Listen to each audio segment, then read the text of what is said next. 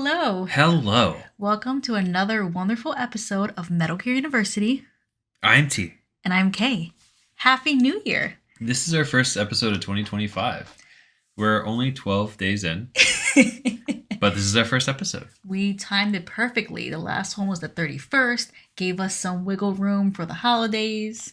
But we all hope that your 2025 is going off to a great start. I mean, we ended 2024 watching Nosferatu in theaters. Mm-hmm.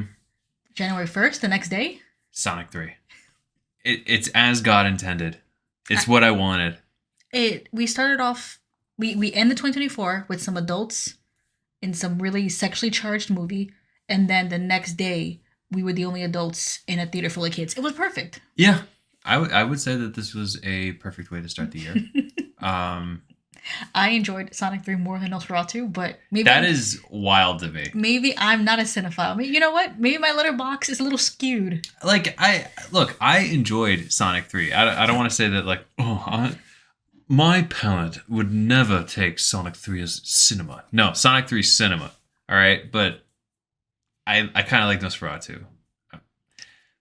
It's worth seeing. It was fun. It's a very beautiful film. It's gorgeously shot. Sonic 3... Come on. Shadow.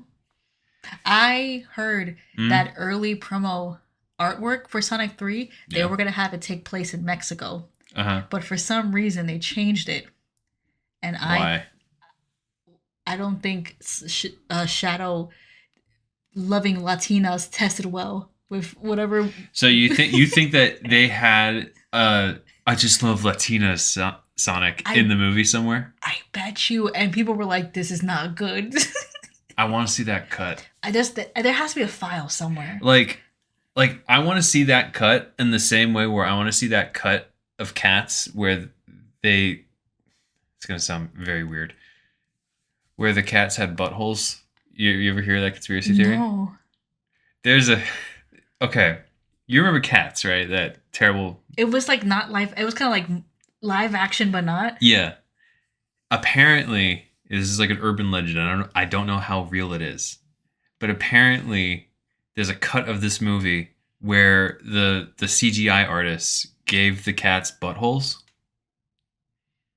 and it didn't test well, so they took it out. And they took it out because it looked really weird. Well, how realistic were they? I don't know. You see, but you don't aren't you curious to see now? Where did this rumor come from? Internet. Oh, internet, of course. But like, they can't lie. The internet's never lied to me before.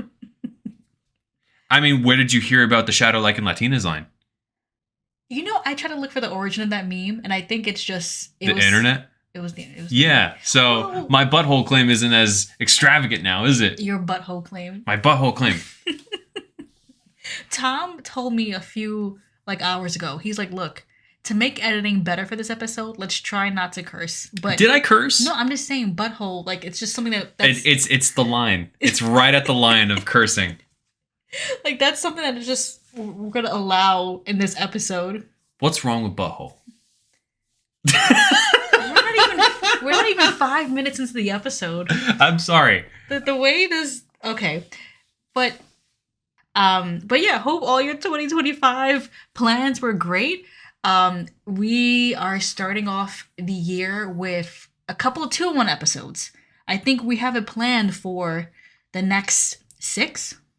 About the next 6 episodes. We got episodes lined up that we've been itching to do.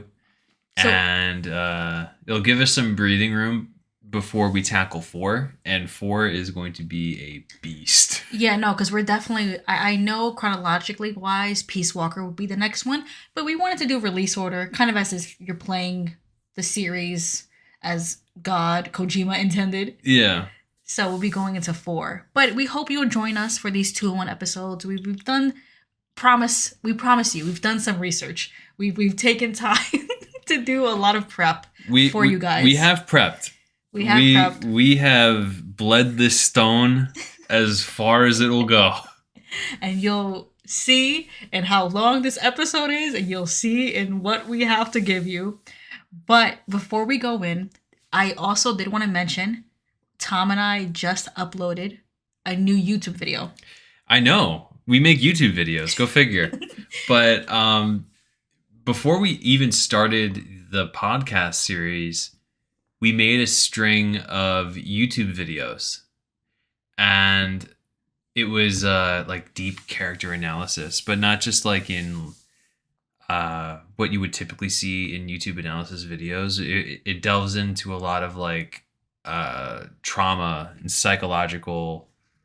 I think you would have a better vocabulary because, like, yeah, you went to school for this. You know what I mean? Essentially, using my degree to do some really like doing character work, really understanding these poor little snakes' backgrounds and intermix it with, like you said, and generational trauma, going into even things like touching on Freud and his theories. We kind of wanted to blend the two because I think with this kind of game series and the depth in which Kojima puts into writing these characters, it kind of works. Like, you can really kind of flesh things out.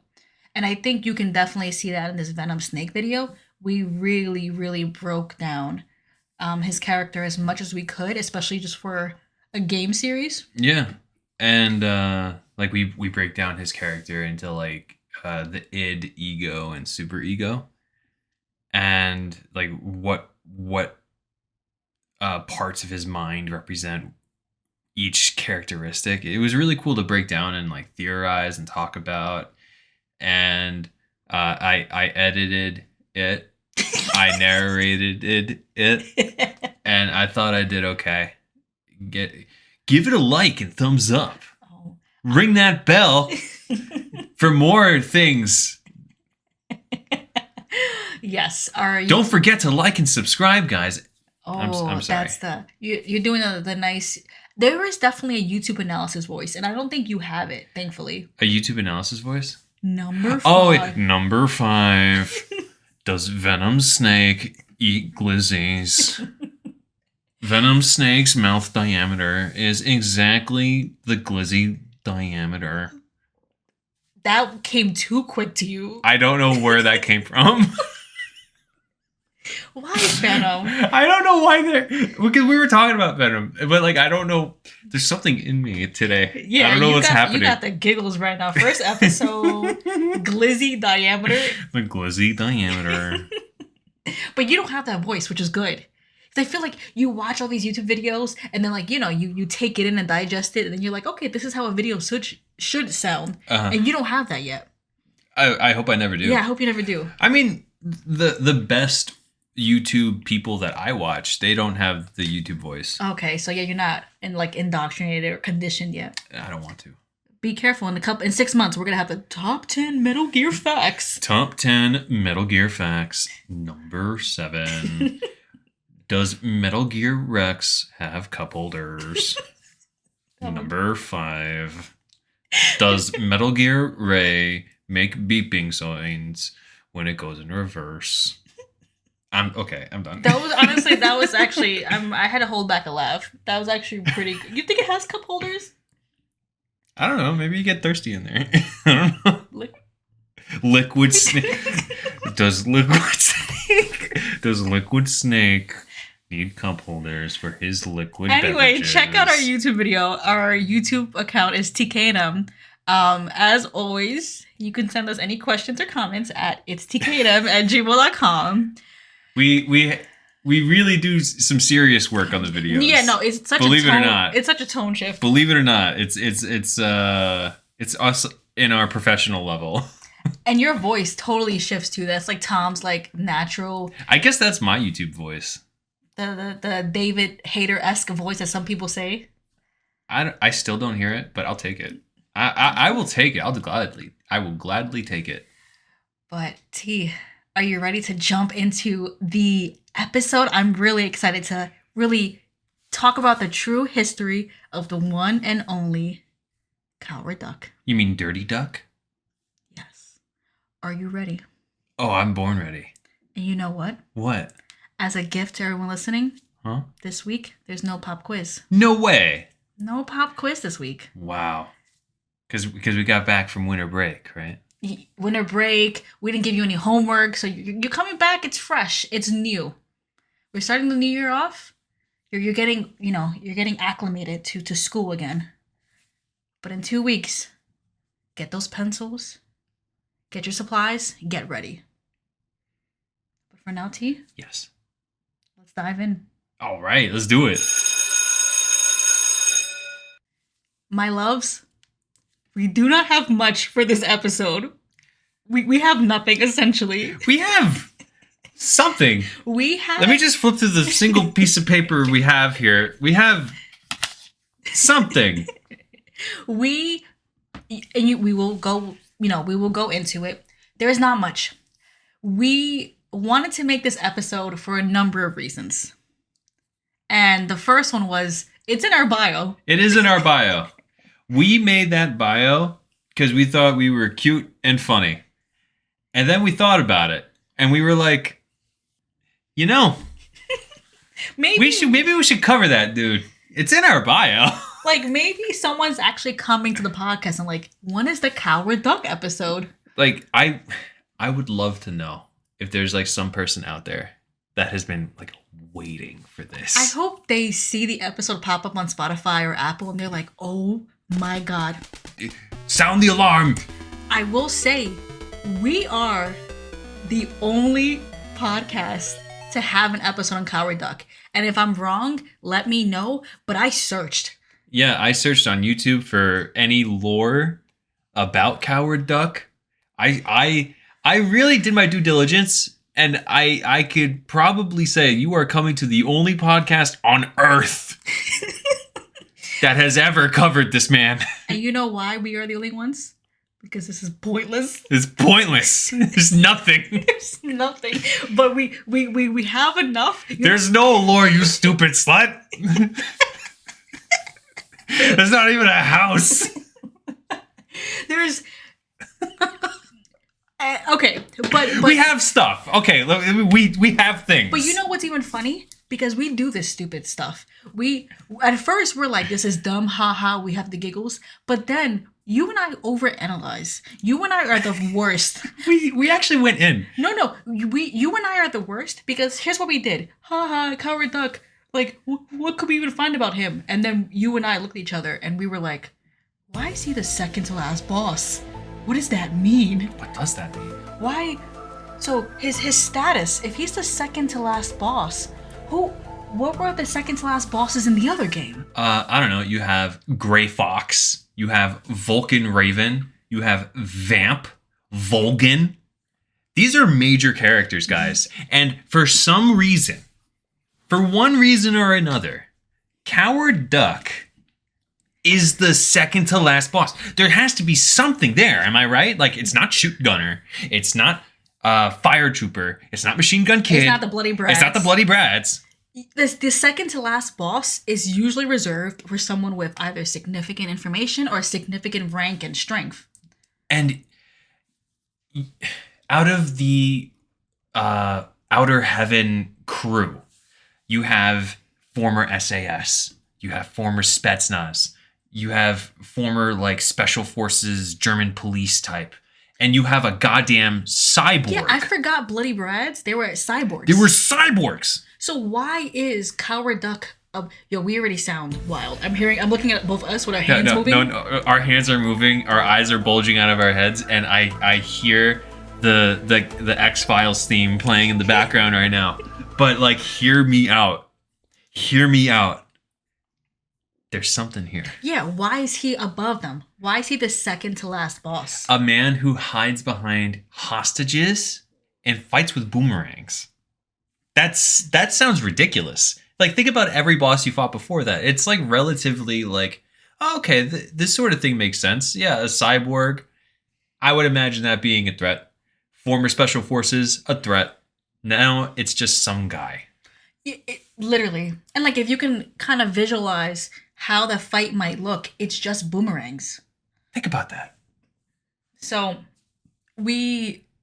as of course we always do, we go over to analyze, and we thought, you know what? Let's see what we can find about Coward / Dirty Duck. And to start off, we figured, let's start off with his canon information. And we first wanted to set the stage of basically Howard Duck's introduction or I guess entry into this timeline, into this series. Yeah. So let's think back to Big Boss and Metal Gear, right? Uh-huh. We know he was eventually retconned to be Venom Snake. Yes. At the end of Phantom Pain, we know that Venom is going to go and fight Solid Snake, right? Yes. You're at the end of Phantom Pain. It's it's the cassette tape, right? Yeah. If people forget, it's easy to forget, honestly. But like the entirety of Phantom Pain, you're essentially Venom Snake listening to Big Boss's cassette tape. The whole game is a flashback, essentially. So, in the beginning of the game, when you very first boot it up, you hear gunfire in the background. You hear it sounds like just like a gunfight outside, and that's apparently one would assume that is Solid Snake either fighting Coward Duck and making his way to Metal Gear right to Venom Snake. So that is significant. No, it's interesting to think about it when we have the first game in the series being this MSX game to the last game in the series being this really detailed, very thorough developed game. And so that Venom Snake at that point is going to fight Solid Snake. I think also what's interesting is canonically, the last mission we play as Venom in Phantom Pain is Mission 45, in which, what is it? He gets bitten by a venomous snake? Yeah, he goes to rescue Quiet, and along the way he gets bitten by a venomous snake and is rescued by Quiet. So that's the last time we actually play as Venom, and it's 1984. 1984. 1984. Yeah. Oh, I thought you said 94. Sorry. No, 84. Okay. 1984. The next time we see him, it's 1995 in Metal Gear. Yes. It's essentially that cassette tape. Yeah. So if we think about it, there's 11 years unaccounted for. You could say that, yes. So I hope everyone's following me. We last play as Venom, and it's the Venom we love. 1984. By the time we see him in 95, that's Big Boss. Yeah, the brainwashing is completely overtaken. And we see that in Phantom Pain. Yeah. We see him fully committing. Yeah. So, with the truth tapes and the reveal, we know that Venom, as much as I love him and want him to be sweet, whatever, he's Big Boss. He's fulfilled that role. We know he's going to build Outer Heaven. Yeah. For the purposes of this game, and also this episode, we have to surmise that Venom is going to act more like Big Boss after the truth tapes and act like Big Boss after that whole, between those 11 years. Yeah. Which means to build Outer Heaven, what is he doing? Taking hostages, creating Metal Gear, right? He's building up that persona, making that reputation for himself. That was his original role. And per the MGS4 database that I booted my PS3 up for, he uses mercenaries to help him control wars. So Venom Snake was there to make a name for himself and then to grow his business. And then by 95, when it's time for the Metal Gear game proper, he's most likely hiring soldiers to further that brand, Yeah, he's fully into it. So that's kind of where we can understand where Solid Snake is coming into. You're coming into this base where everybody who's working there, their sole mission is to control wars, to kind of expand your base. You know what I mean? It's this real effort to kind of... I mean, it's a real cult of personality by the time Solid Snake infiltrates. I mean, it was during Phantom Pain, but I feel like it's at its zenith during Metal Gear, And we wanted to set that stage because it's quite different from the Venom Snake that we play as in Phantom Pain. Yeah. You know what I mean? That retcon is so interesting because it had to explain not only why Big Boss was in Metal Gear 2, but I think we also have to understand that, by the end of Phantom Pain, for all intents and purposes, Venom is Big Boss. He's fulfilled that role. He's not the sweet, amazing guy in the beginning of the game, Mm-hmm. And so, again, Coward Duck, you got to imagine what kind of people Venom Big Boss would want to bring in. Yeah. I feel like Coward Duck is the end result of what Big Boss would hire. Or, I mean, if you want to go even deeper, what Venom Snake would think that Big Boss would hire. Exactly. So, set the scene. We wanted to kind of give that background. Now on to Coward Duck. His nationality, we don't know. It's literally it's unknown canonically. It's unknown, you say? It's unknown. It's unknown. He does actually have, I guess I would call it a mugshot. So in the Metal Gear Solid 4 database, which some of it has been retconned with 5, like some of it, but not this section at least. Yeah, from what I could tell, this is still fairly safe to say is canon. In the Metal Gear Solid 4 database, they actually created a mugshot for him, and we'll post it on Instagram. You'll see it as soon as this episode releases. But there's actually a mugshot, and we still can't surmise like specific characteristics, but they actually took the time to draw something. Yeah, there's something to go on. I mean, you can't see his face. You could tell that he has short hair. Maybe he's wearing like a tank top. It's hard to tell. Yeah, it's interesting to think about like why they might have added that, and I think maybe because there's really not much for the game, maybe. But again, that just kind of is the majority of what we have regarding his nationality. He has short hair. In the game, when you play Metal Gear, when you get to his little boss arena, he says one of two things, depending if you're playing the MSX version or the MSX2 version. So in the original MSX version, he says, "I'm Dirty Duck. Go ahead and shoot if you dare." In the MSX2 version, he goes, "I'm Coward Duck. You can't shoot me, can you?" And they're more or less the same thing. I feel like it's just more of like a translation thing. Because you could surmise that it's both the same. And it's only one line we get, so really, like, what does it really matter? The main point of his declaration is just like, you can't shoot me. I have hostages around me. Yeah. And per Jennifer, remember Jennifer? The resistance. She says that he's the holder of Card 8, and that my brother is captive among them. Wait, who's Jennifer's brother? Who cares? What's his name? Who cares? Please don't kill him, she says. Coward Duck surrounds himself with 3 hostages and throws boomerangs to hit you. Why boomerangs? I don't know. That's all we get within the Metal Gear game. That's that text. What Jennifer says, I think you call Jennifer and she tells you that. That's all you get. And we get this little sprite that hides between 3 hostages and throws boomerangs. So, knowing us and knowing how thorough we wanted to be, like we mentioned a few moments ago, Tom booted up the Metal Gear Solid 4 database. Yeah, I took out my PS3 from the closet. I plugged it in, and it sounded like a jet engine was starting. But I got it going. It's pretty extensive for certain topics. It really is. I wish that they released it in a more of an official capacity nowadays. Even though some of it is like out of date, or some of it has been retconned.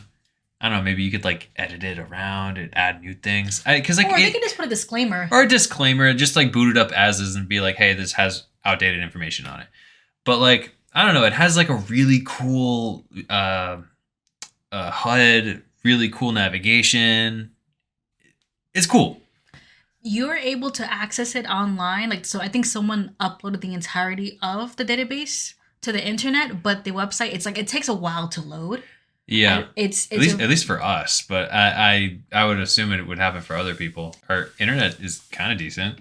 Yeah, I think it's a website itself. Yeah, but you can look at it for those who are interested. It's just you type in Metal Gear Solid 4 database and you'll be able to access just kind of like really detailed information. But of course, what's great for us in making this podcast episode is that when you go to Coward Duck and you go and click through Metal Gear and find his character and click for more information, it literally just says a foremost mercenary. That's all it says. Really? A foremost mercenary. Well, I mean, there's a little bit more, but that's that's the gist of his background at the very least. So, for example, there's a little bit more. It says, Coward Duck, mercenary with outer heaven, former leader of the extremist terrorist group Eggplant. Two words. Eggplant. Okay. His weapon of choice is the boomerang. That's it. T, you want to break down? Sure. So, per the Oxford Dictionary, foremost means most prominent in rank, importance, or position.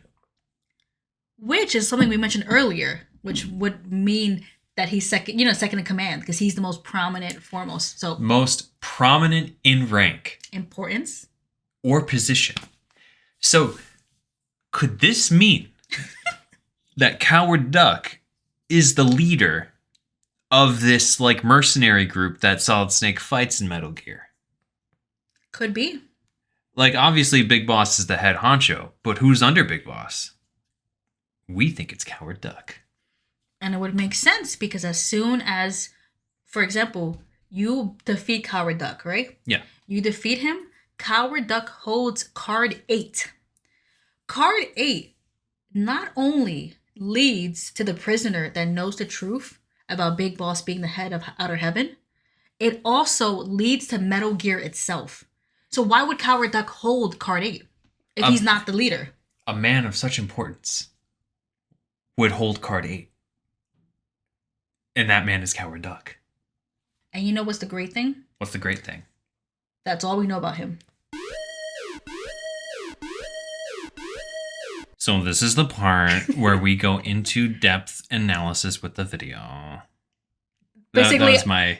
The rest of this episode is just our hypothesis for his character. Because the first, honestly, not even the first 20 minutes, the last 5 or 10 minutes was the canon information.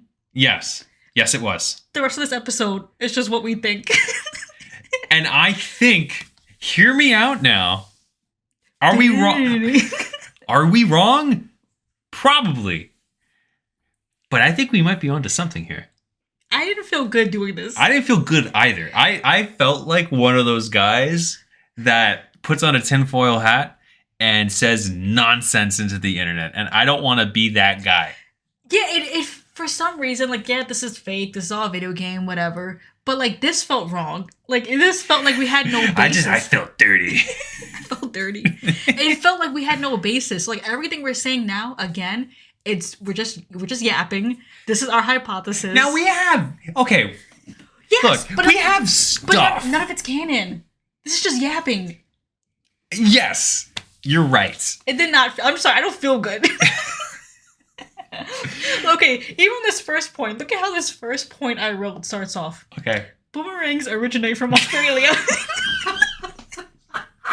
I'm pulling teeth, guys. I'm pulling stuff. Guys, I'm sorry. Just follow me. Okay. Okay. This section, we're gonna try to explain his character or try to get an understanding of, like, again, his importance. Mm-hmm. Why is he second in command? Yes. And then to maybe try to get an understanding of his character. Perfect. Again, this is not true. This is all just research we've done. Email us if you got stuff to say. Let us know. Anyway, I was researching boomerangs. Okay. Because I was thinking his choice of weapon is probably significant to him. It's a good place to start. Especially with how interesting of a weapon choice it is. I mean, it's a very specific kind of weapon to fight with. On one hand, it could just be he likes boomerangs. That's pretty cool. On the other hand, I'm thinking, wait, let's think about if it's a connection to him or his culture. Mm-hmm. So, of course, boomerang, stereotypically, we associate them with Australia. And it is an Aborigine symbol. Mm-hmm. They said the oldest boomerangs were dated to have been from 10,000 years ago. And it was found in, I think it says, Wairee Swamp in South Australia. So we can imagine, is he Australian or is he an Australian, like, native person, an Aborigine? Uh-huh. Is he one of the two? I did further research, and I didn't know this, actually. Boomerangs are actually, like, many cultures have weapons or items that can be constituted as boomerangs. So it's not just an Australian symbol. And that was news to me as well. I didn't think that boomerangs... I mean, obviously, if you think about it, it's like duh. Such a basic weapon, but you always associate it with Australia. Apparently, boomerangs have been found in, for example, Egypt Uh-huh. and United States. Like there's been like ancient artifacts found in those two countries. To name just two that are also boomerangs. So to we can say maybe he's Australian, but we can then it's not just specific to that region Yeah. of the world. What didn't you tell me that they found boomerangs in like Pakistan or like Afghanistan? I think so. I don't have it in front of me. I'm Okay. sorry, No, that's okay. but it could be. I mean, I'm gonna be honest. They said boomerangs were found like weapons similar to that. Like all over the world? Yes. Okay. It's just I don't know when the first instance of it appearing in Australia as a symbol happened, but I think it's just so strongly tied with them. Yeah. Okay. So that could be an explanation for maybe why he chose that. And Mhm. again, the caveat is maybe he just likes boomerangs. So He could just be like a boomerang enthusiast. to my point though, and like my hypothesis to him being Australian or an Australian native person is this this caveat. Yeah. He's called a terrorist. Okay. In Metal Gear Solid 4 database, they say he created a terrorist group called Eggplant. Uh-huh. So I'm like, okay, he's known as a terrorist. When you get descriptions of the other people in that team in Metal Gear, you have like special forces, Spetsnaz, you have a cyborg, and then you have this guy who's labeled a terrorist. Yeah. In my head, I'm like, okay, who would we call terrorist? Somebody who's committing acts, of course, of major death and destruction. But within a country, you usually call somebody a terrorist if they're going against the country. Yeah. So I was looking at Australian history, if there was ever a time when maybe the First Nations people were considered terrorists, or maybe there was a small contingent or group who did acts against The Australian government. Mm-hmm. Okay. And there was, I saw, in '82, there was like this lands right protest, and it was at the Commonwealth Games in Brisbane, forgive me. And apparently they were like, they interrupted the games. They were chanting like the whole world is watching. They wanted to bring attention to them getting their land back. Okay. And so I'm thinking, in situations like that, I could see governments labeling them. As terrorists? Yeah, if you have this land back movement that's against. I guess like depending on the actions of that group of people. But like in this fictional universe that we're working in, even in our real world, maybe they were handled with care and understanding. Maybe in the world of Metal Gear, things were a little more heightened, And that whole kind of like land back movement, that whole specific protest at the Commonwealth Games, that was in '82. Interesting. And then in '85, there was this whole situation where the government handed back ownership to a certain people over in Australia. They handed land back. So I'm thinking the game was set this moment happened in the early mid '80s, and the game is set in '95. We know Kojima's a big, like I would say history buff too. Big. He's very kind of conscious of what's going on. He's always really been very, I would say, open. Like his games are very political. Yeah. So I can imagine maybe he saw that and was like, oh, this is interesting. Mm-hmm. That was just my hypothesis. It is interesting. Like with the boomerangs, with kind of like that whole situation that happened in Australia, I was like, okay, maybe Coward Duck it's a reference to that group and them being labeled that, especially kind of too, you think about the kind of people that Big Boss had in his groups in the games. Like outcasts and stuff like that. And the years would line up as well. Mm-hmm. If you think about it too, and I'm just thinking about this right now, the government of Australia giving land back to the native people, you could argue that that's almost like a haven for them. The tinfoil hat. The tinfoil hat is being bolted onto my head right now. Oh man, I know someone is listening to this like, yo, they are going off the deep end. They're like, not another one of my favorite YouTube channels going. But again, it's just I'm trying to make anything work. What else? I guess this is kind of separate, but I think it was interesting the use of Coward versus Dirty Duck. Uh-huh. I call him Coward Duck. I think that's just the first way I heard of his name. Same here. But coward duck, dirty duck, it's the same connotation. Yeah. I mean, the meaning of coward and dirty is the same kind of thing. Like, coward duck is a coward because he uses hostages as human shields.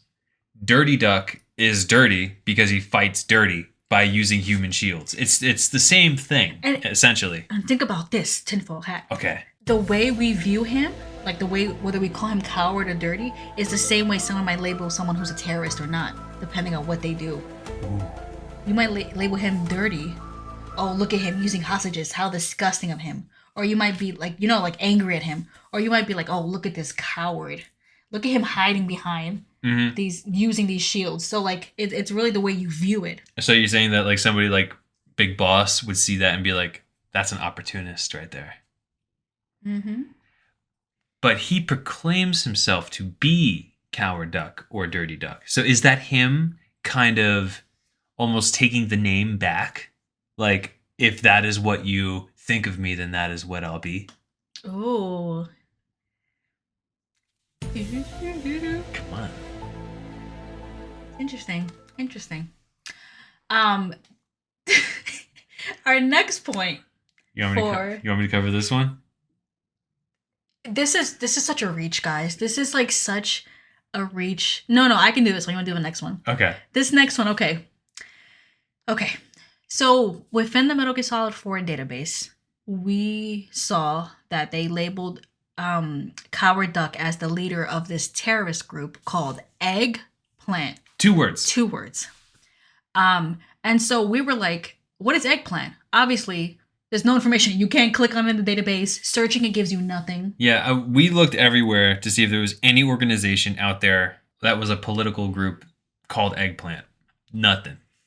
So I thought, okay, where did eggplants, one word, the vegetable, where did they originate? There is no consensus of where eggplants stem from. Mm-hmm. But they are really big in Muslim or Jewish cultures. Not only that, some people think that eggplants originated in Southeast Asia or in Africa. Uh-huh. Where does Out of Heaven take place? I was kidding. I was reaching. I don't know. Where does what? Where does what? Where does Outer Heaven take place? South Africa. Eggplant country.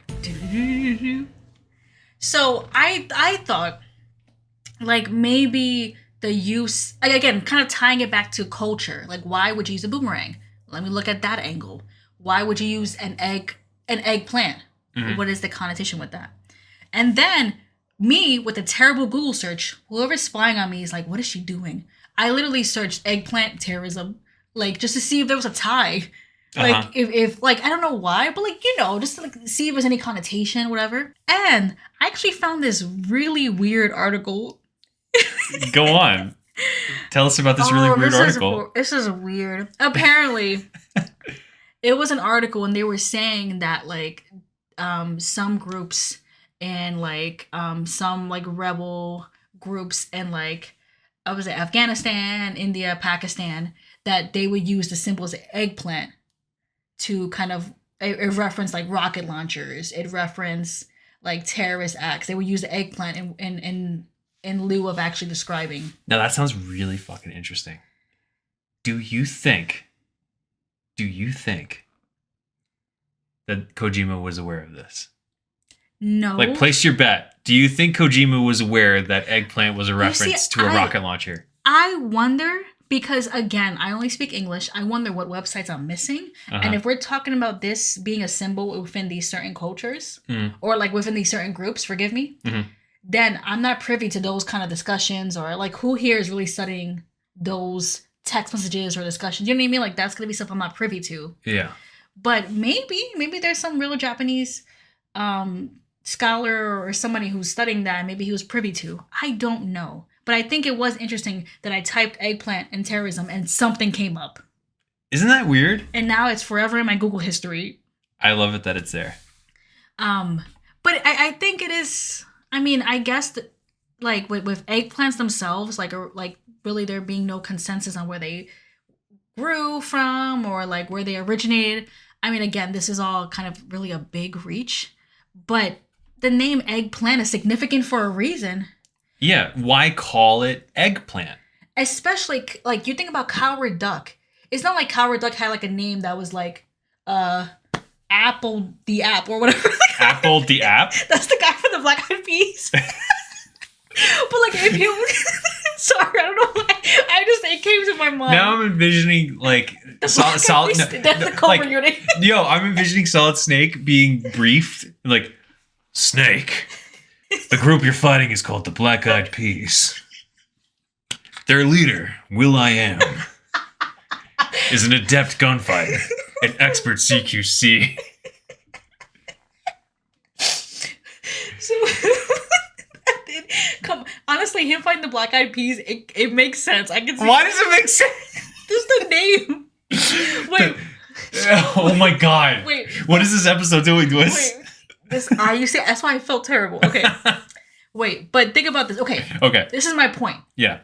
With the name eggplant, obviously a vegetable. Mm-hmm. If Coward Duck's name had like a reference to fruit or like a food, it would make sense. Like a cute, stupid little play on words. His name is Apple and he runs eggplant, like whatever. Yeah. But to have Coward Duck, which is a silly name in itself, and then to have a silly name like eggplant, what's the point? Are you being silly, or is there some weird note or connotation with that? That's true. Yes. You could really just go wild with just hypotheses. It does not feel good. Yeah, I feel like I'm treading water in an infinite ocean. Yeah, please, God, we're just pulling stuff. We're doing this because it was in our bio. We're doing this for you guys. But again, the eggplant, the symbol of terrorism. It was interesting. If something popped up again. It was something really solid. It wasn't really an in-depth article. It could just have been a weird article, but it was just weird that the fact that something popped up at all, is interesting. So figured I'd put it in there. On a side note, eggplants are delicious. They are. I love. They're good in curries. I love a good curry. Yeah. Anyway, to our last point. Okay, so I thought of something. What if, no, to people that are listening, walk with me. What if we met Coward Duck already? What if Coward Duck was in Metal Gear Solid 5? I know, I'm crazy, right? I am. But, hear me out. Eggplants, we said earlier, originated in parts of Africa and Southeast Asia. You could say that a person in Afghanistan could get an eggplant, right? Yes. Yes, you can. Boomerangs also were found in multiple countries. And if memory serves me right, I believe Afghanistan or Pakistan as well. Okay, you want me to Google real quick? We can Google it real quick. Okay, Google it real quick. They were found within the area. I'm taking it. I'm taking it. Mm-hmm. Okay, so. All right, so walk with me here. We have eggplants and boomerangs found in the same area of the world where Metal Gear Solid 5 is happening. Fair. What are the odds? Now cue the X-Files music. What if either Malik or Silent Basilisk is Coward Duck? Okay. What if? Any more you want to add to? Malik was a member of the Mujahideen.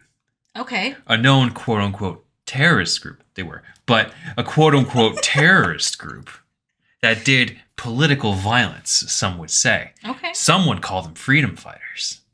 Venom Snake inadvertently helps the Mujahideen throughout the game. So we could surmise that Malik and Venom would get kind of close. And then in Phantom Pain, Malik specifically had, he kept his name. He kept his name. And maybe when he finally decided to get his Diamond Dog's name, Coward Duck. Knowing how the naming is done in the game itself. Come on. And then Silent Basilisk already has a name. Silent Basilisk already has a name. Now, he has one thing going against him. He's mute. But that doesn't mean that he cannot speak. Is he mute by choice? Do we know? Like if memory serves me right, I think he cut his tongue out. Ooh. Okay, memory did not serve me right. He's mute. He's just mute. But my point still stands. Whatever point I'm about to make still stands. But we know how Metal Gear is. He could have like some fucking robot tongue. Okay? He could have a robo tongue, put it in his mouth, and he'll be able to talk again. Or he can have like that thing that the smokers get with the. So when Snake goes into the room, it's like, I am Coward Duck. Like he's like that guy. Yeah. That could happen. It could too. be. We don't know. That we don't know. We don't know what he sounds like. Watch you when Metal Gear when Metal Gear is remade and Malik is Coward Duck. You'll come back here. You will come back here, and you'll be like, they did it. They did it. I mean, though, I think that's kind of interesting, though, because I feel like Malik and Silent Basilisk were kind of... It's interesting to have those two characters in this game. Like, it was... Like, I just feel like you had these two characters, and especially Malik, who didn't kind of abide by the whole naming system. Mm-hmm. He was significant. Mm-hmm. So, it could work. Now, hear me out here. Silent Basilisk is... shown in a mission called Where Do the Bees Sleep in Metal Gear Solid 5, right? Okay. This is a mission where the Hamid fighters, that's where Silent Basilisk was from, used a weapon called the Honeybee to fight the Soviets. You want to know what the Honeybee was? A type of missile launcher. An eggplant. It's really scary just how much you can spiral when talking about this game. I'm naive. I like to think we're different, and like we do YouTube videos, and a lot of it's a hypothesis and a lot of it's just guessing and doing your best research. So I feel comfortable with those videos, but I feel like we take our time and really try to make things fit. This, my God, we are pushing the limits. We are. And are we wrong? Definitely. But in the coming years, if Metal Gear gets remade and either Silent Basilisk or any of this is right, if any of this is right, you come back here. You will come crawling back to us. And you will say that we were right. Come back here and tell us and be like, wow, TK said it first. They did it. They did it. They did it. So friends, that is literally it. The majority of this episode was hypotheses. I mean, and guesses. I think people knew that coming in. But we actually really tried to do our due diligence and see what we could get. And it's funny. I wish I could say I was shocked when we booted up the database and it gave us a sentence. It gave us it gave us nothing. Like, girl, give us nothing. So it was funny to do that. I went online, I looked, I tried to find the box art for Metal Gear, see if I could find anything. I couldn't find that there was an insert for Metal Gear. Like, I looked at the Japanese box art, I looked at the American box art to see if there was like a game insert, maybe like a character page. Mm-hmm. Could not find anything. And if anyone's privy to that, please let me know. As always, email us at itstkandm@gmail.com. That is itstkandm@gmail.com. Let me know if like you actually have content or a page that gives us more, because we'd love to see it. I mean, especially with these early games, we're not given much, and it's hard to find any information like if there was like some sort of like character artwork within like the booklet that comes within the game. We couldn't find anything on that. And if there's anybody out there that has anything like that, and if it shows anything, we'd love to see it. As the premier Coward Duck experts, we would love to see it. Could we read? As silly as this episode was, we really tried here. And it's interesting to think about like these, like think about how much knowledge and information we have for characters in like the mainline games. We have information of like, think about like in the Darkness of Shadow Moses. Think about like Gary McGolden. We know more about Gary McGolden, and he's not even a playable. We don't physically see him ever. Yeah. And even in the next game in the series, in Metal Gear 2, there is infinitely more information given about the bosses. Now, given that a lot of the bosses are still paper thin, but they're more in depth than what we have with Coward Duck. And so we figured like let's see what we can pull, and then let's even see like what kind of hypotheses we can make given how thorough Kojima is, and also too how much we know Kojima really likes to pull from history and pull from I mean like he's very much someone who he watches films, he watches the news and incorporates it into his game. So we figured why not do the same? Yeah. Let us know if you have more. In our search though of finding information on Coward Duck, we even tried to see if anyone else did a video on him. No. So we did find on YouTube. Their username on YouTube is Nourish Psych. And we didn't message them because it was 12 years ago, I think this video was made, right? Yeah, it was about 12 years ago. And they have, so it's Nourish Psych on YouTube. They have, their production company is called Get Psyched Productions. But they had a recreation of the Coward Duck fight in the Metal Gear, what was it? It was the Metal Gear Solid 4 Online. And for the time, it's actually pretty decent. Like I was actually like impressed. It was kind of cool. They had a voiceover too, I think. Like, yeah, they did. They actually like gave a shit. It was cool. And I feel like it kind of also gave us a better kind of view of how the fight would go. One, if they were to remake it, but I think too, you play the game top down, it's kind of hard to visualize what's going on. This one was a cool representation, even if it was just three guys sitting on the floor behind Coward Duck. Yeah. But it was really cool to see. Again, the username is Nourish Psych. It was really cool to see that fight recreated. And then you recently, T, you were on, was it Reddit, right? Yeah, I was on Reddit seeing if anybody was talking about Coward Duck at all, and I ran into a user. Their DeviantArt handle is 3Demerzel. Yeah, the number 3 DEMERZEL. And they had fantastic artwork of all the bosses in Metal Gear, including Coward Duck. And it is genuinely like as good as I would see in like modern Metal Gear Solid artwork. It was, I think, like Shinkawa styled, right? It was, and it just looked fantastic. I mean, Coward Duck was amazing, but they did stuff of like Snake and Big Boss and Jennifer. Then they did like Fire Trooper, Shoot Gun, and Machine Gun Kid. They did the whole thing, and then like it looks like an original character that they made up as well called Ogre, and it looks awesome. So. We'll have it in the description. We'll have it on our Instagram. Please check them out. They're amazing. Yeah, T had reached out for permission. We were like, hey, like we see this. We're gonna do an episode on Coward Duck. Could we like share your work? And they were very nice enough to say sure. So yeah, please check them out on Instagram. We'll have their handle. We'll post their Coward Duck artwork, which is it's fantastic. It's genuinely really cool. It might be the only Coward Duck fan art. It might be. Maybe there's one or two others, but brother. You got the best one. I genuinely mean that. Like it's really cool looking. You did a great job.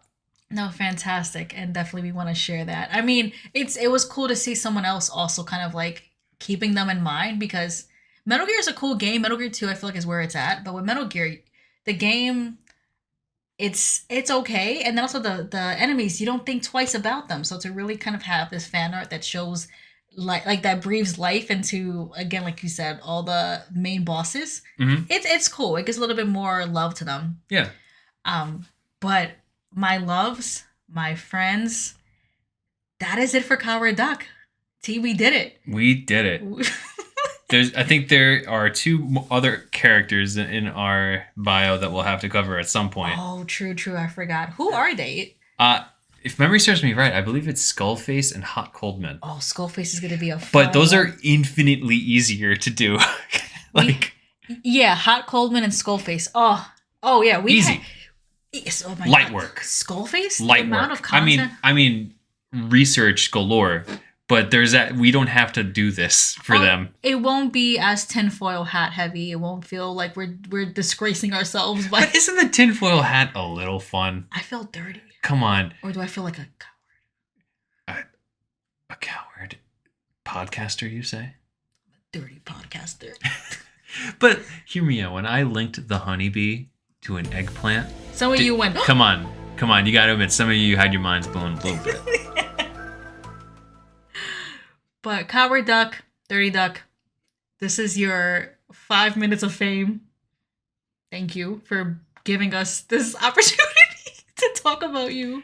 Maybe they'll remake Metal Gear and we'll have a... We'll revisit this episode and see how right we were. In like 10 years. I hope so. That'd be hilarious. But until then, this is possibly the only podcast that covered Coward Duck and Coward Duck alone. In his entirety. You're welcome. T. Okay. Thank you so much, T. This is fantastic. This is great. This is fun. My loves, we'll see you in 2 weeks with another wonderful 201 episode. As always, reach out to us for any questions, comments, concerns. If you have any more info about our man, let us know. Our email, it's tkandm@gmail.com. That is ITS-TKANDM@gmail.com. Please, if you have a moment, go check out our YouTube video. Our YouTube is TKNM, our username. Our Venom Snake video, we worked really hard on it. Please let us know what you think. And yeah, nice to see you guys in the new year. Bye, guys. Bye.